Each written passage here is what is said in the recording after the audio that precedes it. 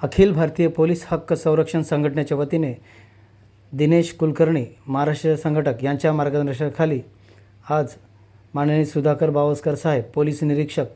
Vivekananda police Thane Latur, माननीय Shri Sonali Dhage madam, Damini पथक यांची सदिच्छा भेट घेतली। लातूरमध्ये दामिनी पथकाअंतर्गत महिलावरती होणारे अन्याय, कॉलेज क्लासेस एरियामध्ये होणारी छेडछाड, रॅगिंग, रोड रोमिओ यासारख्या गंभीर गुन्हेगारीला आळा बसवण्यात दामिनी पथकाचे मोलाचे कार्य असलेल्यामुळे संघटनेच्या वतीने त्यांचा सत्कार करण्यात आला व पुढील कार्यास शुभेच्छा देण्यात आल्या।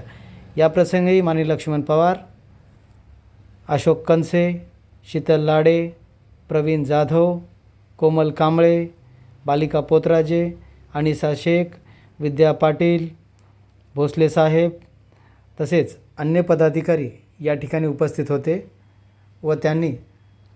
सर्व पोलीस कर्मचाऱ्याचे पण आभार मानले व सर्वांशी भेट घेतली व संघटना ही सदैव चांगले कार्य करत राहील